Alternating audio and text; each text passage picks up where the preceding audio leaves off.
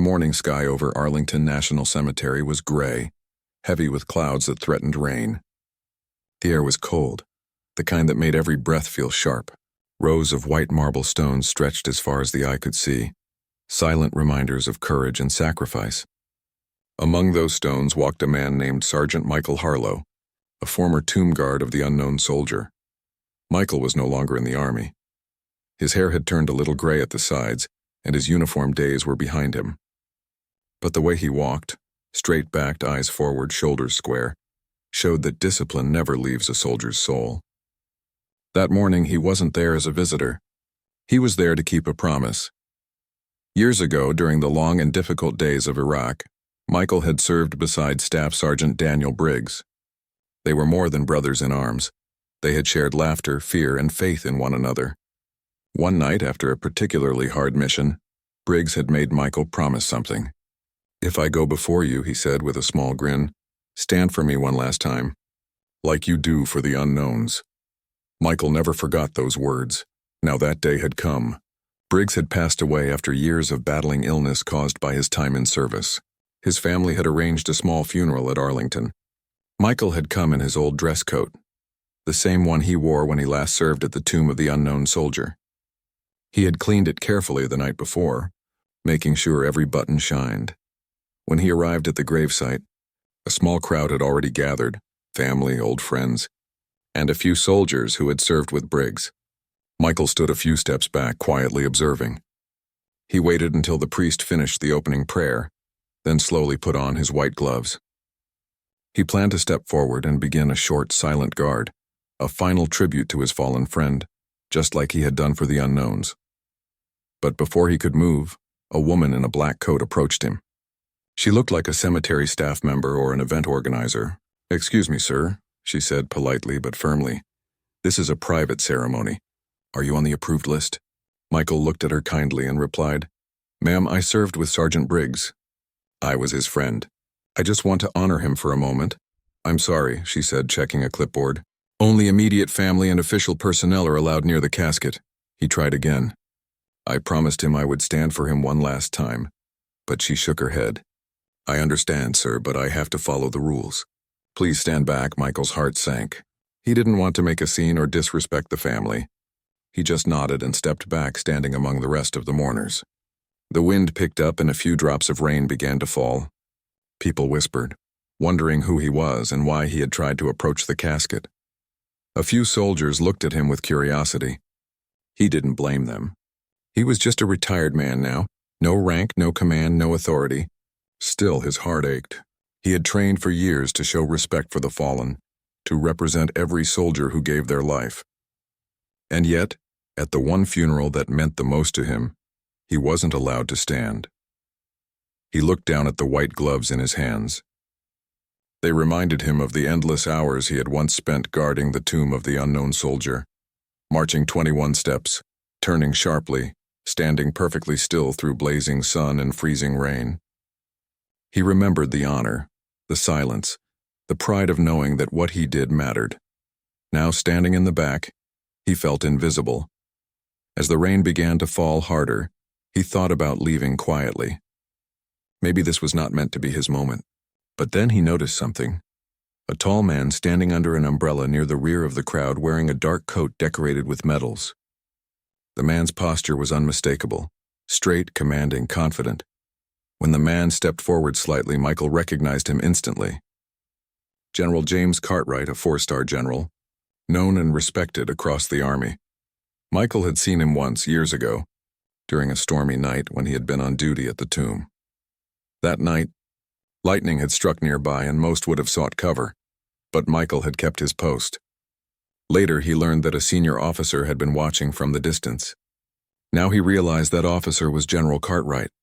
The general's sharp eyes met Michael's across the crowd. For a brief moment, nothing was said, but the recognition was clear. The general gave the faintest nod as if saying, "I remember you." Michael lowered his gaze, unsure of what to do. The ceremony continued, the chaplain's voice soft and steady over the sound of rain. The casket was covered with an American flag, and the honor guard stood ready to fold it. Michael's heart pounded. He wanted nothing more than to fulfill his promise, but rules and appearances had tied his hands. He took a small step back and bowed his head. Then he heard movement, footsteps approaching through the wet grass. When he looked up, General Cartwright was walking toward him. People turned to see who this high-ranking man was approaching. Michael instinctively stood at attention. The general stopped in front of him, his voice calm but full of authority. "Sergeant Harlow," he said, his tone making a few heads turn. "Is there a reason you're not standing for your brother today?" Michael's throat tightened. "Permission denied, sir," he said quietly. "They said I'm not authorized to approach." The general's expression changed, not angry but disappointed. He glanced toward the officials near the casket, then back at Michael. "We'll see about that," he said. Without another word, the general turned and began walking toward the ceremony. His presence alone drew everyone's attention. Soldiers straightened, officers saluted, and the whispers faded into silence. Michael stood frozen where he was, unsure what would happen next. But deep inside, a spark of hope lit in his chest. Maybe, just maybe, someone finally understood. The rain continued to fall, mixing with the quiet rustle of flags in the wind. The moment felt heavy, not just with grief, but with the weight of something much bigger. Michael didn't yet know that the next few minutes would change everything, not just for him, but for everyone standing there that day. The cemetery had fallen silent as General James Cartwright approached. His footsteps were steady, deliberate, and each one seemed to command respect without a word. Michael Harlow stood still, the rain running off the edges of his coat, gloves clutched tightly in his hands. The crowd had taken notice until whispers had stopped, and all eyes now followed the tall figure of the general. "Sergeant Harlow," the general said again, his voice calm but strong. "I am told you were not allowed to stand for your brother today. Is that correct?" Michael swallowed hard. He wanted to explain, but the words felt small and weak. "Yes, sir. They said I am not authorized." The general looked at him, his eyes sharp yet kind. "I see. And you have come here to honor your friend because I promised him, sir. Before he passed, he asked me to stand for him." "I promised I would, sir." Michael's voice was low, steady, and filled with sincerity. The general nodded slowly, as if weighing every word. Then he turned to the cemetery staff nearby who were watching nervously. "This man is a former tomb guard," Cartwright said, his voice now carrying authority that silenced the murmurs of even the family members. "He has served our nation in ways most will never understand. And today he comes to honor a fallen soldier as he promised. Do you see how wrong it is to stop him?" The staff exchanged uneasy glances. One woman whispered to another, but the general didn't wait for their approval. He turned back to Michael. "Sergeant Harlow, I am giving you permission. No, more than that. I am ordering you to stand. You are authorized by the service and by honor itself. Do you understand?" "Yes, sir," Michael said, his heart racing. He could feel the weight of the moment pressing down on him, the rain soaking his coat, but it didn't matter. This was the moment he had waited for. Cartwright motioned with his hand, signaling the staff to step back. "Make way," he said quietly, and the guards and officials moved aside respectfully. Michael stepped forward, gloves in place, chest lifted, shoulders straight. He began the slow, deliberate march he had learned by heart years ago. Each step counted, each movement precise. 21 steps, turn, pause. The ritual of respect he had performed countless times at the tomb of the unknown soldier. The casket of Staff Sergeant Daniel Briggs lay before him, covered in the folded American flag. Family members watched with tears in their eyes, some wiping them quickly before turning to look at Michael. It was not just a ceremony now. It was a living tribute to loyalty, friendship, and duty. As Michael marched, the general stood nearby, watching closely. He could see the old discipline in every move, the concentration in every step. He remembered the first time he had seen Michael stand in a storm, unflinching, refusing to abandon his post even when lightning struck nearby. That memory came back clearly now, and a sense of pride filled the general's chest. People in the crowd had begun to understand the significance of what they were seeing. This was not a man showing off or trying to gain attention. This was a former soldier keeping a promise made to a friend who had trusted him with his final wish. The crowd was silent, watching every careful movement, every respectful pause. The rain continued to fall, mixing with the quiet rustle of the flags around the cemetery. Michael didn't feel the cold anymore. His mind focused entirely on the casket in front of him, the name of his friend engraved in his memory, the oath he had kept for years finally being fulfilled. After completing the 21 steps, he paused, turning to face the family. He held his stance, standing at attention, gloves in place, head high. In that moment, the world seemed to stop. The rain, the whispers, the distant traffic, none of it mattered. All that mattered was honoring a fallen soldier, keeping a promise, and showing respect for the values he had lived by. General Cartwright stepped closer, not interrupting, but his presence was felt. He was a reminder that honor and respect were not just words, they were actions. The general's face was calm, but his eyes showed deep understanding and approval. He knew what it took to stand in the rain for a promise, to show the discipline required to honor the fallen properly. Michael slowly approached the casket, his steps measured and quiet. He bowed his head slightly, placing his gloved hands lightly on the folded flag. It was a gesture of respect, humility, and final farewell. The family of Briggs watched, some holding each other, some wiping tears. One of Briggs's sisters whispered to her mother, "He is a hero, Mom. Look at him. He is keeping Daniel's promise." The general observed the interaction silently. He had seen countless funerals, countless ceremonies, but something about this moment was different. It was personal, human, and deeply honorable. He nodded slightly to himself, knowing that what Michael was doing went beyond protocol. It was pure respect, pure loyalty, and the kind of courage that could not be taught. Michael straightened again, his gaze forward. He completed a final turn, the 21 steps of honor now complete. He stood silently for a moment, letting the ceremony continue, letting the rain fall, letting the memory of his friend fill the space around them. The sound of the wind, the distant call of birds, and the quiet shuffle of mourners created a solemn rhythm that matched the heartbeat of the moment. Finally, Michael stepped back slightly, lowering his hands but keeping his posture proud. He had kept his promise. He had stood for his brother in arms, showing the world what it meant to serve, to protect, and to honor. The general approached him again, this time with a slight smile. "You did exactly what needed to be done, Sergeant," Cartwright said softly, his voice carrying just enough for only Michael to hear. "You've reminded everyone here of what true respect and honor look like." "Well done." Michael nodded, quietly grateful. He didn't need praise, and he never had. But hearing those words from someone he respected deeply made him feel the weight of his actions, the importance of what he had just accomplished. The family of Briggs approached, shaking hands with him, offering thanks and sharing brief stories of their loved one. Michael listened, smiled, and offered quiet words of comfort. Each interaction was a reminder that this day, though heavy with grief, had been made meaningful by his decision to stand. The rain began to ease, the sky lightening slightly as if in acknowledgement of what had just happened. The ceremony continued, but now with a sense of completion and peace. Michael knew that he had honored his friend in the way he had promised, with dignity, discipline, and heart. And in the distance, General Cartwright stood watching, a silent guardian of respect, ensuring that the legacy of the fallen was never forgotten. The ceremony was nearing its end, but the air felt heavier than before, filled not just with rain, but with respect, pride, and quiet reflection.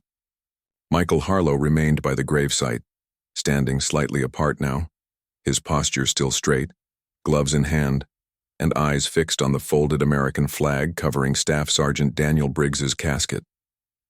He could feel the weight of the moment in every bone of his body, yet he stood firm. Around him, family members began to step closer, some clutching each other tightly. Tears streaked their faces, and some whispered words of remembrance to one another. Michael watched silently, understanding that grief was personal but honor was universal. He had fulfilled the promise he had made years ago, and yet the moment still demanded the utmost respect. General James Cartwright remained nearby, his tall frame a steady presence. He had seen the expressions on everyone's faces, the surprise, the awe, and the quiet pride. He knew that Michael's act had transformed a simple funeral into something extraordinary, something that would linger in the hearts of everyone present. The rain had slowed to a gentle drizzle, and sunlight began to peek through the clouds. It was as if the sky itself was offering its quiet approval. Michael adjusted his coat and gloves, his movements still precise, as if every step carried the memory of years spent guarding the tomb of the unknown soldier. A few soldiers who had attended the ceremony quietly saluted him. One older veteran whispered to another, "He's still got it. That discipline, that respect. You don't forget it." Michael caught only a glimpse of their words but didn't respond. His focus remained on the casket and on the promise he had kept. Then the general spoke, breaking the silence. "Sergeant Harlow," he said, his voice calm but resonant. "Today you have shown every one of us what loyalty, courage, and honor truly mean. You have reminded us that the bonds between soldiers do not end with life, and that respect for the fallen is timeless." Michael nodded slightly, humbled. "I only did what I promised," he said quietly. Cartwright stepped closer, lowering his voice so only Michael could hear. "Promises like that, they carry more weight than any medal, any ribbon, any rank. What you've done today will be remembered longer than we all will be here." Michael felt a lump rise in his throat. He had spent years serving his country quietly, believing that honor was its own reward. Yet in this moment he realized that even a single act of devotion could touch countless hearts. The family of Briggs approached Michael once again. His eyes met theirs, and he could see the mixture of sorrow and gratitude shining through. Mrs. Briggs, Daniel's mother, spoke first, her voice shaking slightly. "Thank you for standing for him," she said. "I know he would have been proud." Michael knelt slightly, keeping his hands on the gloves. "He was a brave soldier," he said softly, "and he had a good heart. I only did what he asked me to do." Briggs's younger sister reached out and touched his arm. "We will never forget this, sir," she said. "You made this day more than a funeral. You made it honor him." Michael straightened again. He felt a quiet warmth in his chest, not from the sun nor from the rain, but from knowing that he had truly made a difference. The ceremony had begun as a private farewell, but it had become a testament to friendship, loyalty, and respect. Nearby, the general watched, his expression unreadable yet approving. He had seen many acts of bravery, many ceremonies, and countless soldiers come and go, but few moments had touched him like this one. He had witnessed a retired soldier, blocked and denied, rise above rules and bureaucracy to honor a promise. It was a reminder that the essence of service was not medals or titles. It was heart, loyalty, and integrity. The chaplain stepped forward, preparing to close the service with the final blessing. Michael bowed his head respectfully, taking a quiet moment to remember all the soldiers who had stood before him in uniform, all the comrades he had lost, and all the promises he had kept. Each memory was a silent echo in the cemetery, blending with the sound of the soft rain and rustling leaves. As the blessing ended, the honor guard folded the American flag slowly and carefully, presenting it to Briggs's mother. Michael watched the gesture with a sense of calm fulfillment. The act of folding the flag, the salute, and the moment of handing it over were all sacred traditions. But what made it extraordinary was the context, that a friend had stood against rules and hesitation to ensure that Daniel Briggs was honored as he deserved. The family thanked everyone and began to walk away, but Michael remained for a few moments longer, offering one final silent farewell. He touched the edge of the flag lightly, his fingers brushing the fabric as if to send his friend one last message. "I kept my promise, Daniel. You are honored." General Cartwright approached him quietly. "It is done, Sergeant," he said. "You have served your country and your friend with dignity today. That is a legacy few can claim." Michael gave a small nod. "Thank you, sir. I only did what I promised him." "That's all," the general smiled faintly. "Sometimes that is everything." As the crowd dispersed and the sun began to break fully through the clouds, Michael turned and walked slowly away from the gravesite. The rain had stopped entirely, leaving the ground wet but the air clear. He felt lighter somehow, a sense of peace that only comes when a promise is kept and a duty fulfilled. The memory of the moment would stay with everyone present.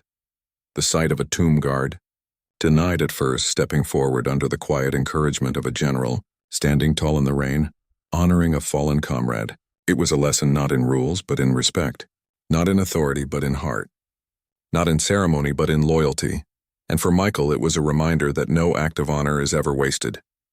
Every step, every pause, every careful movement had carried meaning, a message to the living and the departed alike. Years later, the story would be told again and again. Soldiers would recount it to newcomers at the tomb of the unknown soldier. Families would speak of it as an example of what it means to keep a promise to a friend. And somewhere, In the quiet corners of Arlington National Cemetery, one soldier's final wish had been fulfilled, not with fanfare but with the quiet, unwavering dignity that true honor demands. Michael Harlow walked away from the grave that day, knowing something profound. That respect, loyalty, and courage are not measured in medals or ceremonies, but in promises kept and hearts touched.